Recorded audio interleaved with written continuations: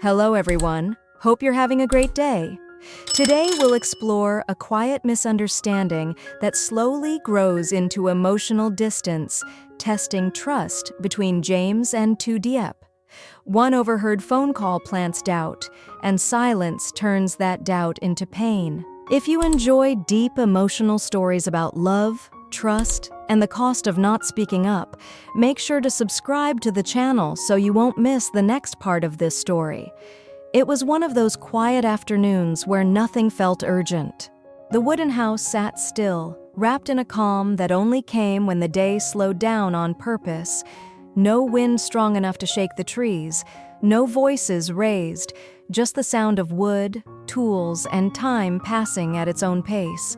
James stood out on the porch, focused on a single old plank that had started to loosen. It wasn't an important fix. The board could have waited another day, maybe another week. But working with his hands had always been his way of keeping his thoughts in order. When things felt complicated inside, simple tasks helped him breathe again. He pressed the plank back into place, checking the edges, making sure it lined up the way it used to. The smell of wood dust hung lightly in the air. Everything felt normal, almost too normal. Inside the house, Tu Diep's phone suddenly rang. She glanced at the screen, her expression shifting just slightly. Not panic, not fear, just awareness. She stepped away from the table and moved toward the far corner of the house, instinctively lowering her voice even before she answered. James didn't pay attention at first. He kept working, tightening a screw, wiping his hands on a cloth. But when he heard her tone change, something made him pause. Not because she sounded upset, but because she sounded careful.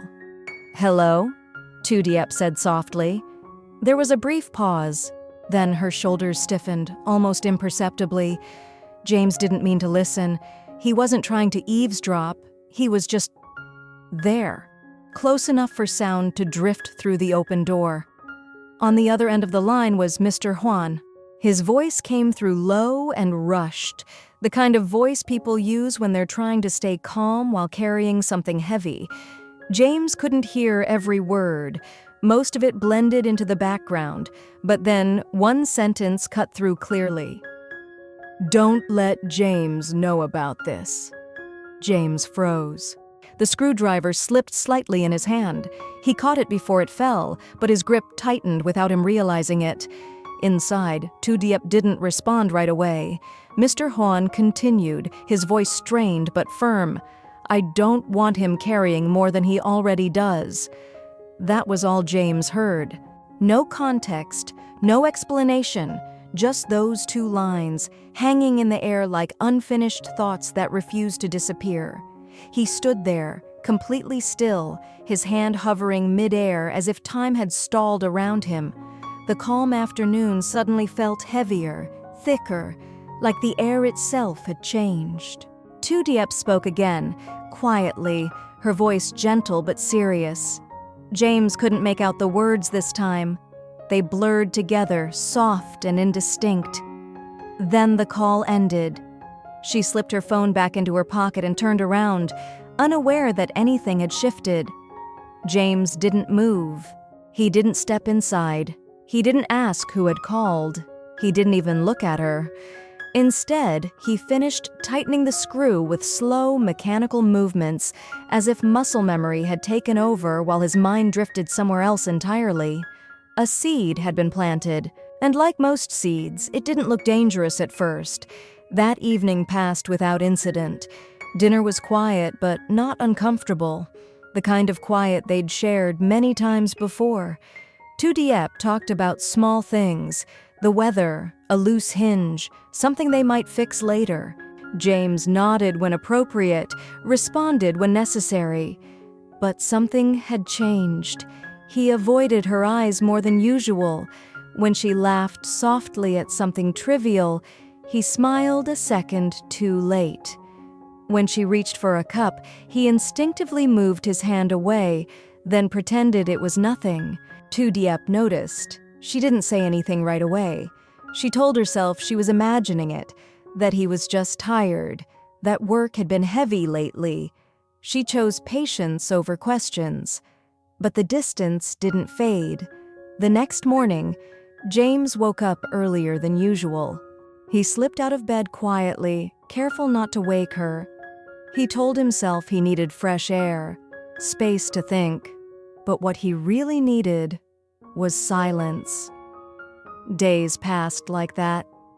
James spoke less, not dramatically, not enough for anyone else to point it out, just enough for Tu Diep to feel it in the spaces between words, in the pauses that lingered too long, in the way conversations ended before they really began. When she asked if something was wrong, he answered simply, "I'm fine." When she tried again, he changed the subject. It wasn't anger, it wasn't coldness, it was something harder to define. A quiet withdrawal, like someone slowly stepping back from a fire they weren't sure was safe. Inside, James was fighting a battle he hadn't chosen. He replayed the phone call in his head over and over again, the tone of Mr. Hohn's voice, the way Tu Diep had stepped away to answer, the words he'd heard so clearly, so unmistakably. "Don't let James know. I don't want him carrying more." He filled in the blanks himself.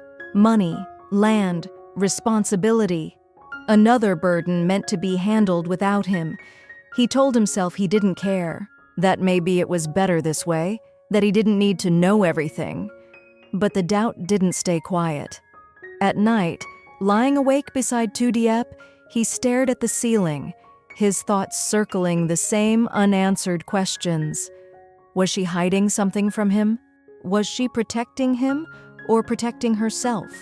And why did it hurt so much to not know? James didn't ask, not because he didn't want the truth, but because he was afraid of what the truth might confirm. Meanwhile, Tu Diep felt the shift grow heavier with each passing day. She noticed how James spent more time in the workshop, how he found reasons to be alone. She noticed how his answers grew shorter, his touch more hesitant. She searched her memory, trying to find the moment where things changed. A word she'd said, a look she'd missed. But nothing made sense. The house that once felt warm and grounded now felt uncertain, like something invisible had settled between them. Silence had arrived quietly, and it stayed. James stood alone in the workshop one afternoon, surrounded by familiar tools and half-finished projects. The smell of wood usually calmed him. Today, it only reminded him how much he was avoiding. He leaned against the workbench, closing his eyes as the memory replayed again. The phone call, the words, the pause. In his mind, the story had grown larger, more detailed, more convincing. He imagined documents, conversations he wasn't part of, decisions being made without him. And still, he said nothing. Because sometimes silence feels safer than the risk of asking a question you might not survive the answer to. By the time James opened his eyes, the misunderstanding had already taken root. And it was growing. The situation finally forced itself into the open on a morning that began like any other. The sky was overcast, the kind that pressed low and made everything feel closer, heavier. Tu Diep was sorting through a small stack of papers at the table when her phone rang again. This time, she didn't step away. James noticed immediately. She glanced at the screen, hesitated for a fraction of a second, then answered. Her voice stayed calm, but her posture stiffened. "Yes, I understand," she said. "I'll handle it." James didn't hear the name on the other end. He didn't need to. Something in his chest tightened anyway. When she hung up, Tu Diep gathered the papers quickly, too quickly. She stood ready to leave the room. "Who was that?" James asked. The question came out sharper than he intended, louder. It surprised both of them. Tu Diep stopped. She turned slowly, her eyes searching his face. This was the first real question he'd asked in days, maybe longer. "It was about an old issue," she said carefully. "Nothing you need to worry about." That was it. That was the moment the silence broke. James let out a breath he hadn't realized he'd been holding. His jaw tightened, and when he spoke again, there was no softness left to hide behind. "Is that what this is?" he asked. "Something I don't need to worry about?" Tu Diep frowned. "What are you talking about?" "The call," James said. "The one from Mr. Huan, the one where you were told not to let me know." The room went still. Tu Diep's face drained of color, not from guilt, but from sudden understanding. "So that's it," she said quietly. "That's what this has been about." James laughed once, a short, humorless sound. "You tell me." For a moment, neither of them spoke. The air between them felt fragile, like one wrong word could shatter it completely.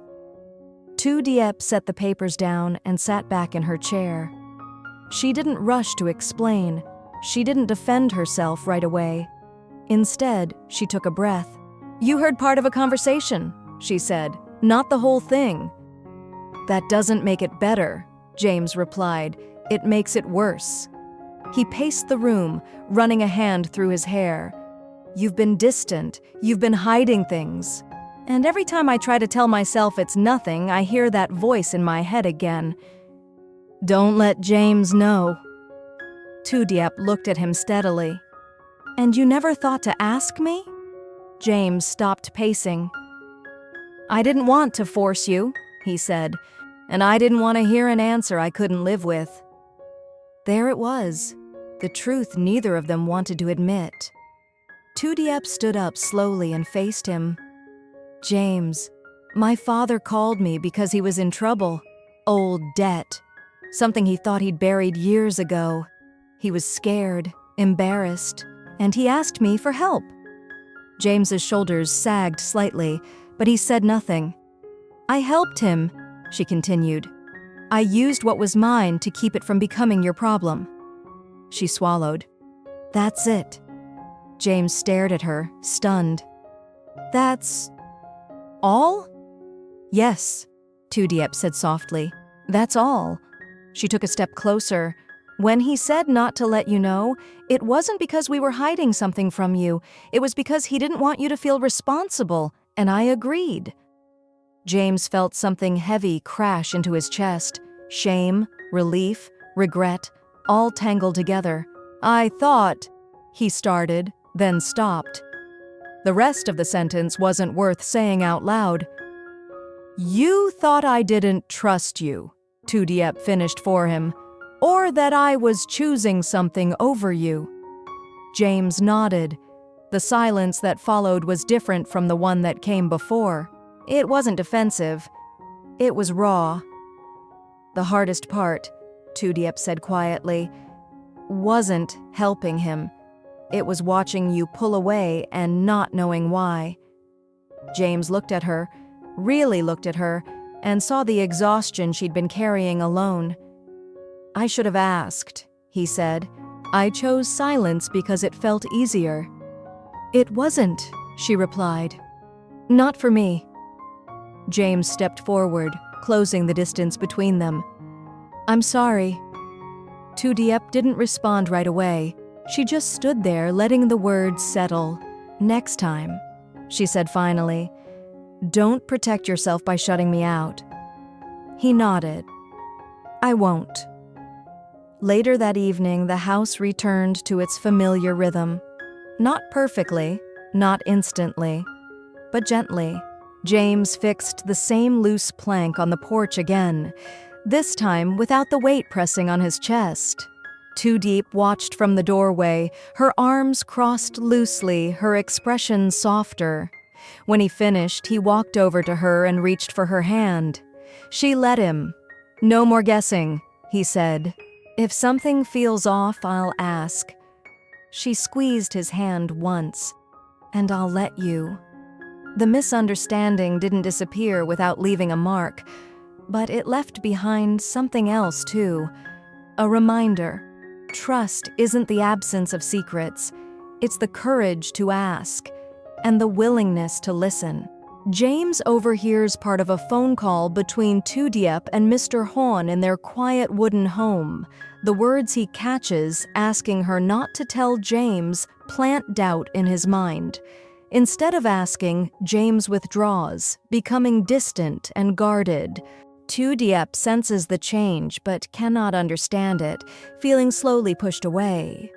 Alone with his thoughts, James imagines hidden debts and secrets, letting silence turn suspicion into pain. The tension breaks when another call forces a confrontation. James finally speaks, and Tu Diep reveals the truth. Mr. Hon asked for help with an old debt, and she sacrificed quietly to protect James from added burden. There was no betrayal, only care. Realizing his mistake, James admits his fear of asking. They face the hurt together, choosing honesty over silence. Trust returns through honesty, courage, and shared understanding.